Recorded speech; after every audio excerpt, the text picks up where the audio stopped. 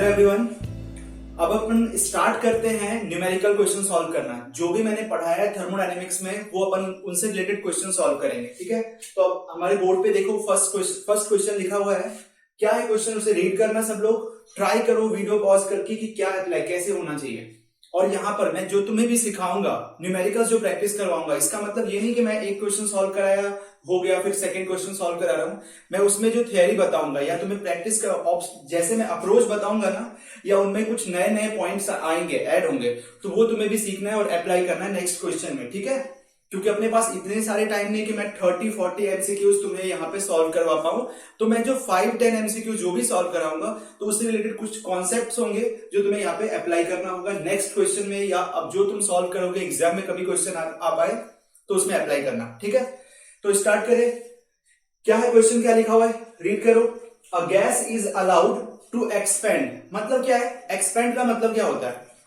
Expand का मतलब क्या हुआ कि अपने पास एक कंटेनर में अगर कोई गैस है तो उसे अलाउ किया एक्सपेंड करने के लिए, ठीक है। अगर एक्सपेंशन होता है तो वर्क डन क्या होगा ये बताओ।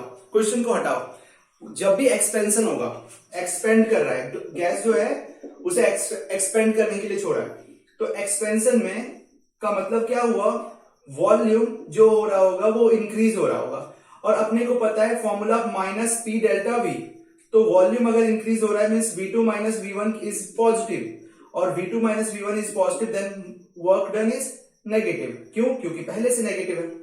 समझ में आ रहा है क्या कैसे लिखा मैंने। V2 minus V1 means final volume ज्यादा होगा, एक्सपेंड करोगे तो फाइनल वॉल्यूम ज्यादा होगा, और इनिशियल वॉल्यूम कम होगा।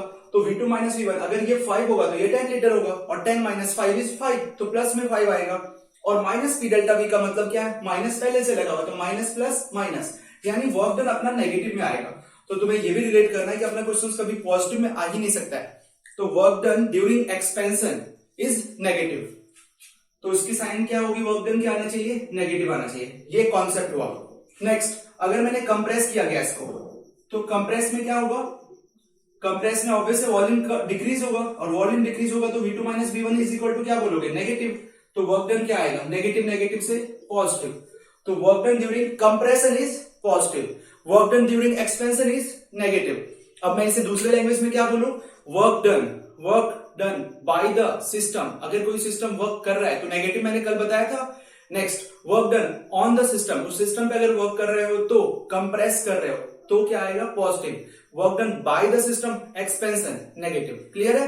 तो मैं यहां पे लिख भी देता हूं फिर से, work done by the system अगर लिखा रहे मीन सिस्टम वर्क खुद कर रहा है तो negative, work done on the system, system पे वर्क किया जा रहा है, कंप्रेस हो रहा है तो पॉजिटिव, ठीक है। नेक्स्ट, एक और क्वेश्चन बहुत बार एग्जाम में आता है कि बोला जाएगा तुम्हें कि गैस को कोई सा भी गैस रहे उसे वैक्यूम में लिया गया है, और वैक्यूम एक ऐसा स्पेस है जहां पे एक्सटर्नल प्रेशर 0 होता है। तो in vacuum P external is 0, और एक्सटर्नल प्रेशर 0 है तो work done is equal to minus P delta V, means P external delta V होता है। तो एक्सटर्नल प्रेशर 0 होगा तो ये क्या आ जाएगा, वर्क डन 0। तो जब भी तुम वर्ड देख लो वैक्यूम में, किसी भी गैस को अलाउ किया है एक्सपेंड करने के लिए, एक्सपेंशन हो रहा हो या गैस का कंप्रेशन हो रहा हो, और लास्ट में वो वर्ड लिख देते हैं इन वैक्यूम, तो कैलकुलेट करने के लिए मत बैठ जाना, तुम डायरेक्टली आंसर क्या होगा, ऑप्शन में रहेगा 0। ये बहुत बार एग्जाम में आया, 2 के 10 में जब मेंस हुआ था AIPMT का तभी क्वेश्चन आया था, वर्क डन इन वैक्यूम, तो क्या होगा 0, ठीक है। इससे कितने सारे पॉइंट तुम्हें क्लियर हो रहे हैं सबको। तो ये तो था अपना जो भी पहले वाला पार्ट मैंने डिस्कस किया, तुम्हें लिख लेना सब, ध्यान में रखना। P एक्सटर्नल 0 होता है किसमें, वैक्यूम में।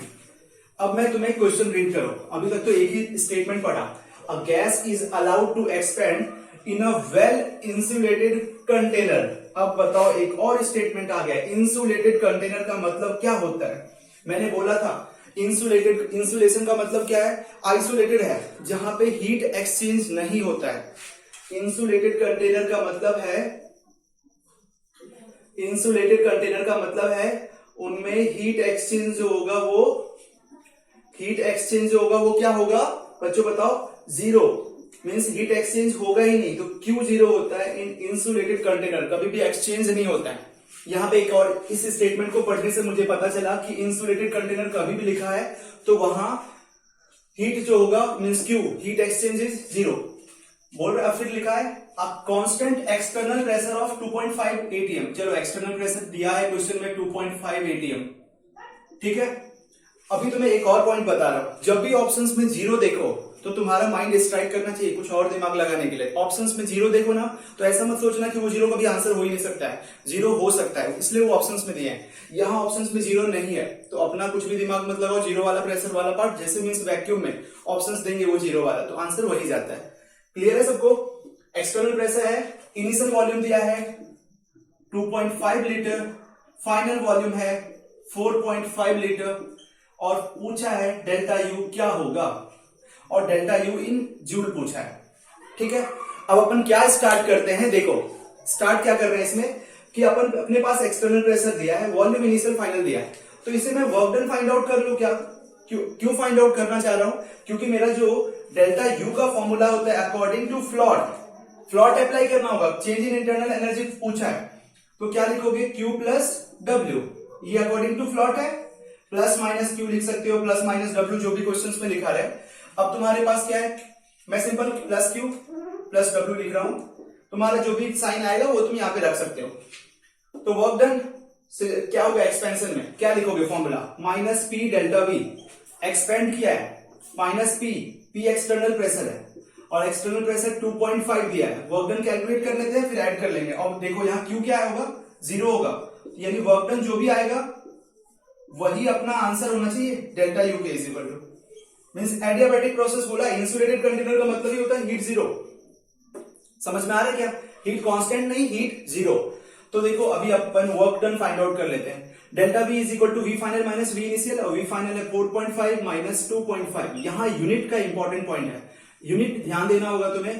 तो minus 2.5 into 2 is equal to क्या आ जाएगा, ये 2.5 into 2 is minus 5 litre atmosphere. क्यों? क्योंकि ये लीटर में था, ये एटीएम में था, लीटर एटमॉस्फेयर। अब इंपॉर्टेंट पॉइंट एक और आ गया कि लीटर एटमॉस्फेयर को जूल में कन्वर्ट करना होगा, क्योंकि ऑप्शन सारे जूल में पूछे हैं अपने को। तो अब तुम्हारे पास एक और स्टेटमेंट जो तुम अच्छे से ध्यान रखोगे कि 1 litre atmosphere is equal to 101.325 joule होता है। जब भी अपने को लीटर एटमॉस्फेयर को जूल में कन्वर्ट करना हो क्या करेंगे, 101.325 से मल्टीप्लाई करोगे, तो 5 लीटर एटमॉस्फेयर आया है, तो माइनस 5 को 101.325 से मल्टीप्लाई करोगे तो ये किस में कन्वर्ट हो जाएगा, जूल में कन्वर्ट हो जाएगा, अप्रोक्सीमेटली 506 जूल आएगा, ठीक है।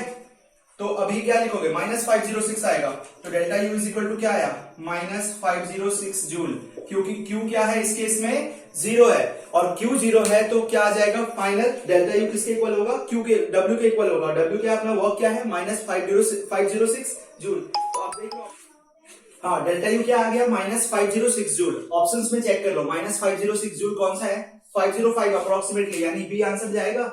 समझ में आ रहा है ना कैसे किया है, हीट जीरो लिया है, अपना हीट क्यों जीरो था, इंसुलेटेड कंटेनर था। वर्क डन कैसे फाइंड आउट किया, वर्क डन का एक ही फॉर्मूला, जब कुछ भी समझ में ना आए, ऑप्शंस यहाँ पे जब भी स्टेटमेंट पे लिखा है ना, तुम्हें अपने आप समझ में आ जाएगा कि क्या अप्लाई करना है। क्या अप्लाई करोगे, यहाँ पर तुम अप्लाई करोगे minus P external into delta V, तो minus N R delta T भी मैंने फॉर्मूला लिखाया था, तुम्हें minus delta N G R T भी फॉर्मूला लिखाया था, minus 2.303 N R T log 10 V2 upon V1 भी लिखाया था, वो आइसोथर्मल प्रोसेस के लिए है, और यहाँ पर कभी भी आइसोथर्मल प्रोसेस के बारे में लिखा ही नहीं है, तो वो अपन वर्क डन के लिए वो फॉर्मूला लगा नहीं सकते। तो सिंपल सा formula work done is equal to minus P delta V apply किया, और माइनस पी डेल्टा वी से minus work done find out कर लिया। नेक्स्ट इस साइड मैंने delta U is equal to Q plus W according to FLOT apply किया, FLOT के according ही आया अपना डेल्टा यू का आंसर माइनस 506 जूल। क्लियर है सबको? तो अपन नेक्स्ट क्वेश्चन स्टार्ट करते हैं, ठीक है।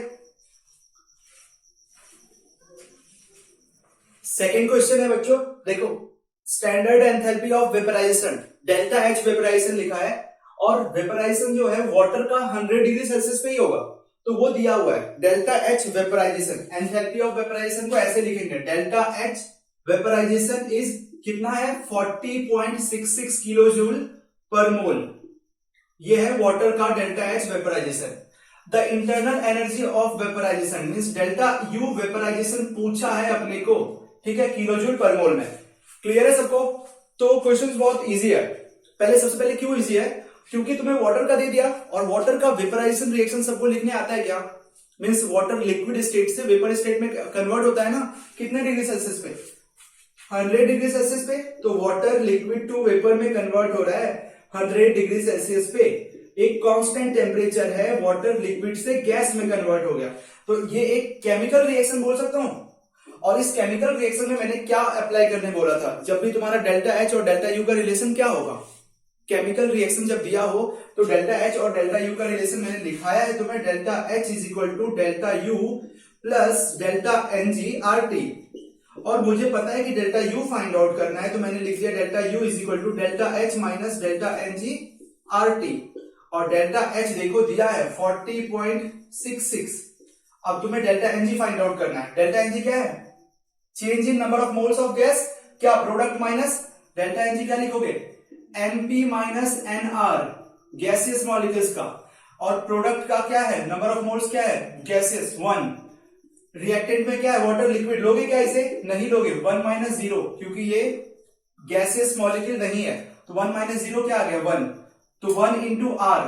अब आर का वैल्यू क्या रखोगे, तो पहले ये देखो कि यहां इस साइड जो 40.66 है वो क्या दिया हुआ है। तो 40.66 किस रिलेशन में, किलो जूल पर मोल, यानी जूल पर मोल में आर की वैल्यू क्या आती है, जूल पर मोल में आर की वैल्यू रहती है 8.314 जूल पर केल्विन पर मोल। ये अगर तुम्हें किलो जूल में कन्वर्ट करना है तो क्या करोगे, 8.314 डिवाइड बाई 1000 करोगे, किलो जूल में आ जाएगा। यानी मैंने इसे क्या करूंगा, मैं इसे 8.314 divide by 1000 into temperature, temperature क्या है 100 डिग्री सेल्सियस, 100 डिग्री सेल्सियस को क्या लिखोगे 373। इसे बस सॉल्व कर लो, आंसर अपना आ जाएगा। समझ में आया क्या, और तुम इजीली आ जाएगा आंसर, और कुछ 37.56 आएगा। मैं तुम्हें यहां पर ये बताना चाह रहा हूं कि केमिकल रिएक्शन देखा मैंने, तो मुझे डेल्टा एच वाला रिलेशन मैंने क्या लगाया, delta H is equal to delta U plus delta NGRT. तुम्हें यही सोचना है कि कब कौन सा फॉर्मूला अप्लाई करना है। Delta H is equal to delta U plus P delta भी क्यों नहीं अप्लाई किया, ऑब्वियसली प्रेशर भी नहीं दिया हुआ है, चेंज इन वॉल्यूम भी नहीं दिया है। क्लियर है सबको, तो ये था अपना सेकंड क्वेश्चन। अब अपन थर्ड क्वेश्चन डिस्कस करते हैं। सबको समझ में आ गया होगा मुझे लग रहा है, तो अपन थर्ड पे जाते हैं। ये थोड़ा इंपॉर्टेंट क्वेश्चन है, इस टाइप के क्वेश्चंस एग्जाम में आ जाते हैं जिसमें दिमाग थोड़ा लगाना है, तुम्हारा कैलकुलेशन कुछ भी नहीं होगा इसमें। तो क्या है, when 1 mole of gas is heated at constant volume, constant volume बोल दिया, कांस्टेंट वॉल्यूम। और पहले ये बताओ, कांस्टेंट वॉल्यूम जैसे ही बोला तुम्हारे माइंड में क्या स्ट्राइक करेगा, आइसोकोरिक प्रोसेस। और अगर कांस्टेंट वॉल्यूम है तो वर्क का फॉर्मूला जो होता है माइनस पी डेल्टा वी, तो डेल्टा वी क्या होगा 0, तो वर्क क्या आ जाएगा 0। कांस्टेंट वॉल्यूम पे वर्क क्या होता है 0। समझ में आया क्या सबको, वॉल्यूम अगर कांस्टेंट है तो चेंज इन वॉल्यूम क्या आएगा 0 आएगा ना। Temperature is raised from 298 to 308 kelvin. कुछ काम का हो सकता है, देख लेते हैं क्वेश्चन पहले। अगर टेम्परेचर रेज किया मींस टेम्परेचर कांस्टेंट नहीं है, और टेम्परेचर कांस्टेंट नहीं है तो चेंज इन इंटरनल एनर्जी भी कांस्टेंट नहीं होगा, क्योंकि चेंज इन इंटरनल एनर्जी का फॉर्मूला लिखा है था delta U is equal to N CV delta T. समझ में याद आ रहा है तुम्हें, चेंज हो रहा है टेम्परेचर तो डेल्टा यू तो कुछ होगा ना, 0 तो नहीं होगा ना, यानी 0 वाला ऑप्शन नहीं होगा। यहाँ पे क्वेश्चंस में क्या बोला है, हीट पूछा है, वर्क पूछा है और चेंज इन इंटरनल एनर्जी पूछा है। अभी तक मैंने जो तीनों क्वेश्चन सॉल्व किया, फर्स्ट क्वेश्चन और थर्ड क्वेश्चन, सॉरी सेकंड नहीं थर्ड क्वेश्चन, दोनों फ्लॉट पे है, फ्लॉट से रिलेटेड है, फ्लॉट वाला अप्लाई करना है तुम्हें। तो देखो क्या है, heat supply to the gas, means इस गैस को हीट सप्लाई किया जा रहा है, तो क्या लिखोगे Q is equal to plus 500 या माइनस 500, प्लस 500 सप्लाई कर रहा है तो पॉजिटिव, हीट ऐड कर रहा है। Then which statement is correct, कौन सा स्टेटमेंट करेक्ट है ये पूछा है अपने को। तो क्या होगा बताओ, Q 500 आया, वर्क 0 है, तो delta U is equal to क्या लिखोगे Q प्लस W फ्लॉट के अकॉर्डिंग, और Q है 500 प्लस में है प्लस 0 डेल्टा U, तो डेल्टा U क्या आएगा is equal to plus 500, means जितना Q आएगा वही अपना, जितना Q आया वही तो आया चेंज इन इंटरनल एनर्जी, यानी Q और डेल्टा U दोनों 500 आएगा, वर्क 0 आएगा। स्टेटमेंट बी करेक्ट है। समझ में आया क्या, कैसे अप्लाई किया, क्या क्या सोचा, कांस्टेंट वॉल्यूम बोला, वर्क 0 हो गया, वर्क 0 जैसे ही हुआ तो मैंने फ्लॉट अप्लाई किया, वर्क 0 है। और heat supply to the gas, क्योंकि अपना आंसर माइनस 500 भी आ सकता था, तो मैंने माइनस 500 क्यों नहीं लिखा, क्योंकि गैस को सप्लाई कर रहा है, गैस से रिलीज नहीं कर रहा है, ठीक है, इसलिए आंसर है माइनस प्लस 500। तो और जितना रहेगा हीट उतना ही रहेगा change in internal energy. Clear है सबको?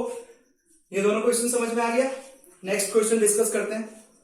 हाँ देखो बच्चों, अभी नेक्स्ट क्वेश्चन है अपने पास, ये मैंने फोर्थ लिखा है और फिफ्थ क्वेश्चन है, ये फोर्थ क्वेश्चन है, ठीक है।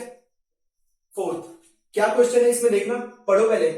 A piston filled with 0.04 ml of an ideal gas expands reversibly, means work done कैसा होना चाहिए, negative, from 50 ml to 375 ml। Volume increase हो रहा है, वॉल्यूम इंक्रीज हो रहा है means change in volume positive में आएगा, मींस वर्क डन नेगेटिव में होगा। एट कांस्टेंट टेम्परेचर, ये स्ट्राइकिंग है। अगर टेम्परेचर कांस्टेंट है तो मैंने क्या बोला था, आइसोथर्मल प्रोसेस, और आइसोथर्मल प्रोसेस में डेल्टा यू जीरो होता है, याद आ रहा है तुम्हें? In isothermal process delta U is equal to zero, क्योंकि डेल्टा यू का फॉर्मूला क्या होता था according to physics, N C V delta T, change in temperature zero तो डेल्टा यू जीरो।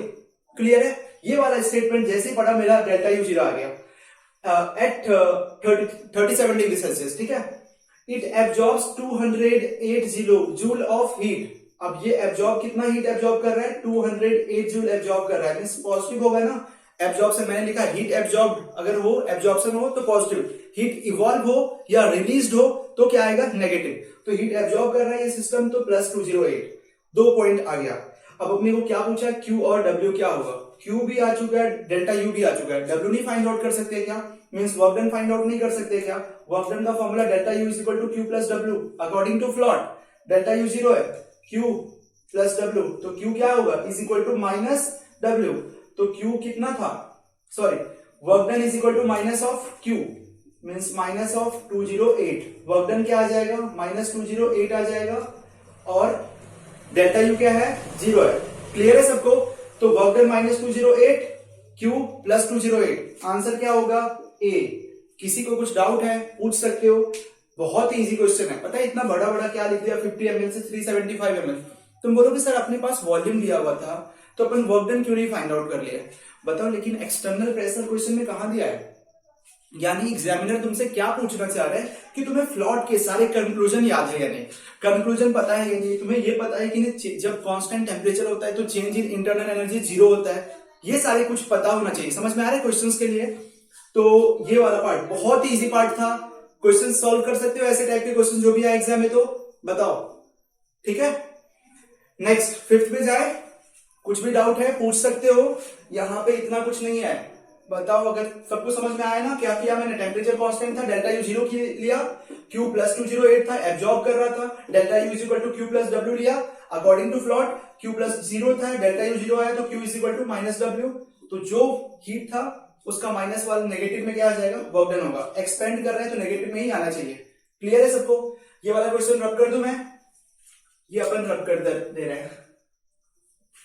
सब में देखो रिपीट हो रहा है जो कॉन्सेप्ट, वही वाला पार्ट, जो भी कांस्टेंट टेम्परेचर, कांस्टेंट वॉल्यूम, जो भी दिखाया है ना मैंने, तुम जितना भी लास्ट लेक्चर वाला पार्ट थ्योरी अगर तुम्हें पता है अच्छे से, तुम इसके क्वेश्चंस कॉन्सेप्ट अगर पता है, तुम सारे क्वेश्चन सॉल्व कर सकते हो, तुम्हारा रॉन्ग नहीं होगा। और तुमने कॉन्सेप्ट ही गलत सीखा है तो तुम्हारे रॉन्ग होंगे, ठीक है।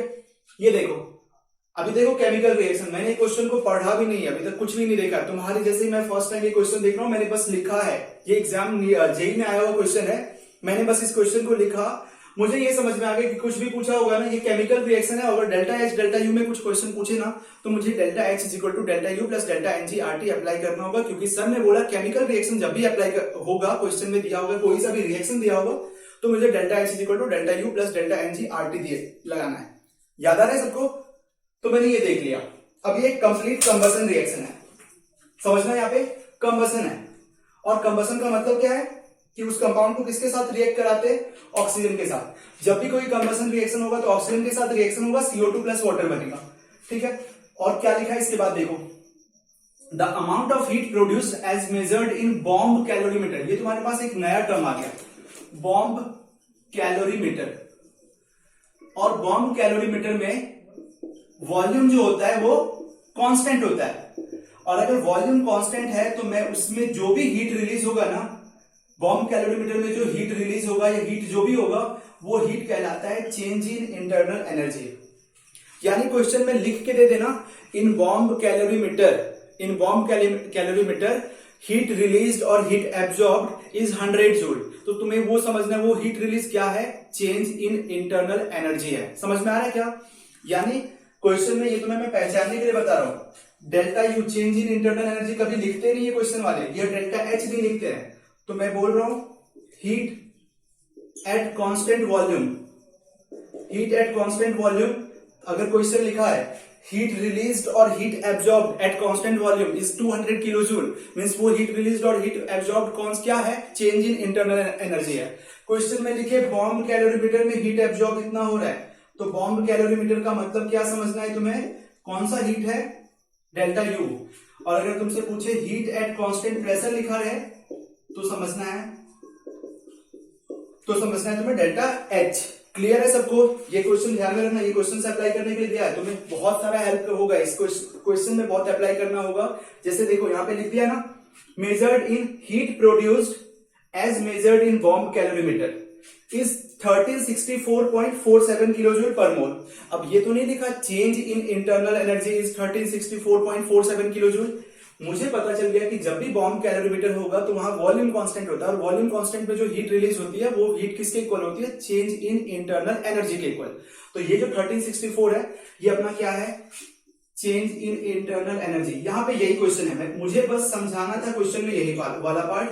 अगर तुम्हें ये समझ में आ गया तो तुम्हारा बहुत ईजी है, क्योंकि डेल्टा यू दिया है, अपने को क्या पूछा, assuming ideality of reaction, enthalpy of combustion, और टेम्परेचर 25 है 298 केल्विन, तो enthalpy of combustion delta H find out करना है। तो delta U plus delta एनजीआरटी chemical reaction के लिए, डेल्टा यू है -1364.47 प्लस डेल्टा एनजी क्या होगा, गैसेस मोल्स ये है और यहाँ गैसेस मोल ये है। लिक्विड नहीं लेना है, ये लिक्विड भी नहीं लेना है, वाटर भी नहीं लेना है, ना इथाइल अल्कोहल लेना है। तो 2 - 3 क्या होगा, -1, तो यहाँ -1 लिख दिया। आर का वैल्यू क्या रखोगे, 8.314 रखा, अपॉन 1000 किया। क्यों, क्योंकि किलो जूल में है ये वाला पार्ट भी, देखो किलो जूल में यूनिट है, याद रखना, 1000 से डिवाइड किया इनटू टेम्परेचर 298। इसे सॉल्व कर लो, अपना आंसर आ जाएगा, अप्रोक्सीमेटली ए आंसर आएगा। ठीक है, सॉल्व कर सकते हो ना। इसके आगे वाला पार्ट तुम्हें करना है, मैथमेटिक्स जो अप्लाई करोगे वो तुम्हारा, कैलकुलेशन वाला पार्ट तुम्हारा काम है। लेकिन मैं तुम्हें जो समझा रहा हूं कि अप्लाई करना सीख पा रहे हो। बॉम्ब कैलोरीमीटर लिखा तो अपने को ये समझना है, ये जो हीट है वो प्रोड्यूस कौन सा हीट है, चेंज इन इंटरनल एनर्जी वाला हीट है। अगर चेंज इन एंथैल्पी पूछा, डेल्टा एच कब समझना है, जब लिखा रहेगा heat produced at constant pressure is delta H, heat produced at constant volume is delta U. Clear है सबको? कुछ डाउट है तो पूछ सकते हो। देन नेक्स्ट है, एक छोटे छोटे क्वेश्चन सॉल्व कर लेते हैं। ये तो बहुत इजी हो गया, इसके बाद वाला पार्ट छोटा क्वेश्चन क्या है, मैं इस साइड ड्रॉप कर रहा हूं कि तुम्हें एक कंबसन रिएक्शन लिख करके देंगे, तो मैं तुम्हें एक कंबसन रिएक्शन लिखना भी सिखाता हूं। कैसे लिखोगे कंबसन रिएक्शन, कैसे लिखोगे ये देखो। कंबसन का मतलब क्या है,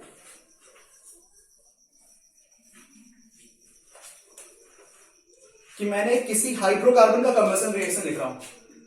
हाइड्रोकार्बन लिया और उस हाइड्रोकार्बन का कंबसन रिएक्शन लिख रहा हूं, और हाइड्रोकार्बन में क्या होता है, CxHy, ठीक है, प्लस ऑक्सीजन के साथ रिएक्शन करोगे X + Y/4O2, ठीक है, गिव्स XCO2 + Y/2H2O।